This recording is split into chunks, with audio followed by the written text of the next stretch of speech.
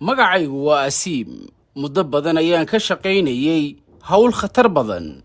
waxaan ahay khabiir dembi baare oo u dhashay dalka Hindiya. waxaa la ii tababaray dembi baare dhammaystiran. sidoo kale waxaa la ii tababaray inaan maskaxdayda ku kaydiyo dukumentiyo iyo xogo xasaasi ah oo lagu aamini waayey in kombiyuutar iyo waxyaabo kale lagu kaydiyo.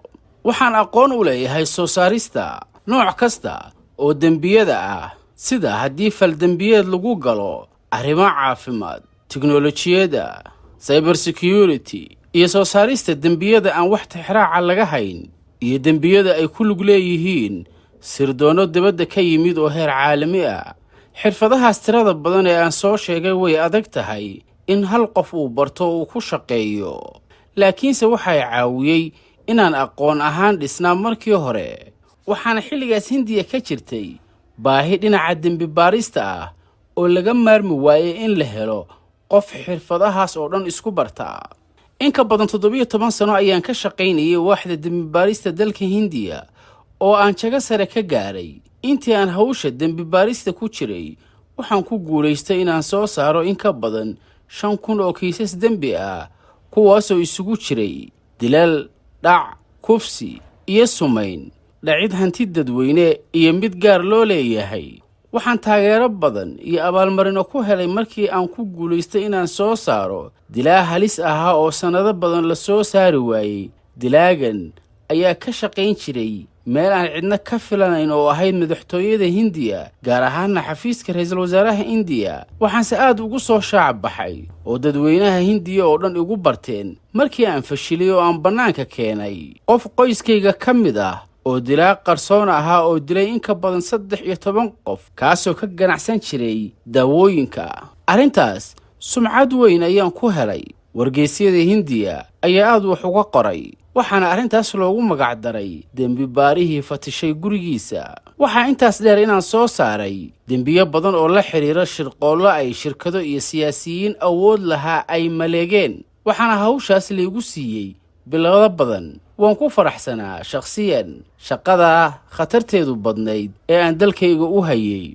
laakiinse wax walba waxay isbedeleen markii la doortay ra'iisul wasaaraha dalka Hindiya, Narendra Modi. markaas kadib waxaa igu bilowday faquuq iyo cadaadis iiga imanayay madaxda sare ee dalka. markii dambena shaqada ayaa layga fariisiiyey sabab la'aan, iyadoo laygu colaadinayo diintayda inaan muslim ahay. xisbiga ra'iisul wasaare Narendra Modi ayaa dhibsaday in qof muslim ah inuu haysto sumcad intaas le'eg. markii ay soo shaac baxday in shaqada layga eriyey, maalmo gudahood ayaan hantiilo ku noqday. malaayiin shacab ah, shirkado, jaaliyadaha dibadda, shakhsiyaad maalqabeenna ah ayaa ii ururiyey lacago ay ugu taageerayeen. waxay ugu noqotay layaab. waxaanse garwaaqsaday in Allah igu abaalmariyey sidaan ugu sabray dulmigii la igu sameeyey. sheekooyinku ay wargeysyadu iga qoreen ayaa meelo badan oo caalamka ah gaaray, anigoo weli isweydiinaya sababta ay ii dayaceen dadkii aan sannado badan naftayda u huray oo aan daacadnimo ugu shaqaynayay. waxaase layaab igu noqotay inay si gaara ii soo raadisay oo ay ii yeertay dowladda Canada. anigoo la yaaban waxa ay iga rabi karto dowladda Canada ayaan u safray dalkaas. mas-uuliyiinta Canada si weyn ayay ii soo dhoweeyeen oo ii sharfeen. waxay ii sheegeen inaan ahay dembi baaraha ugu fiican dunida dhinaca khibradda iyo aqoonta. markay dib u eegeen qisadayda iyo kiisaska dembi ee aan xalliyey intii aan shaqaynayay, mas-uuliyiinta Canada waxay ii sheegeen inay doonayaan inay ka faa'iidaystaan khibradayda dembi baarista.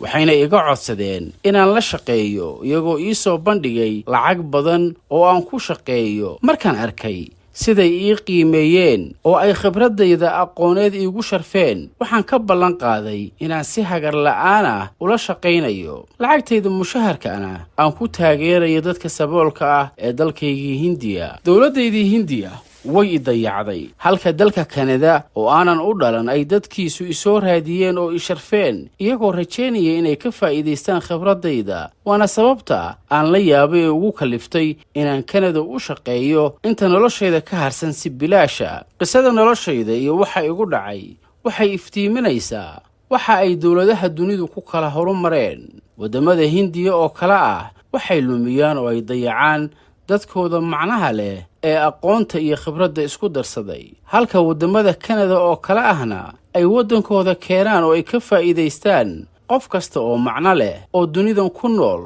dalkuu doono ha ka soo jeedo, diintuu doono ha haysto, taas ayaana lagu kala tegay. ma jeclayn inaan ka sheekeeyo qisadayda oo taabanaysa dalkaygii hindiya, laakiin waxaan u soo bandhigay inaan shakhsiyaddayda difaacdo iyo inaan cashar u noqdo kuwii inacsiiyey dalkaygii. waan filayaa kuwaasi maanta wejigabax ayay dareemayaan markay warkayga ka akhristaan wargeyskan oo maanta iga waraystay sheekada noloshayda. sidoo kale sanadka 2024 waxaa la soo saari doonaa filim noloshayda laga metelay oo loogu magac daray IQ Shadow. tala soo jeedintayda waxa aniga igu dhacay waa doqonnimo haysata dunida dib dhacday oo ay ka siman tahay. aanay saamayn kugu yeelan haddii aad akhrisato sheekadayda, keliya wixii khibrada kala dhex bax. haddiise aad ku jirto xilligan mid la mid ah xaaladdii aan soo maray, fadlan wax kale ha samayn. keliya waxaad sugtaa maalintaada. waxaa iman doonta maalin la garan doono qiimahaaga. kaasina waxa uu ahaa dembibaare Asiim oo u warramayey wargeyska The Sun.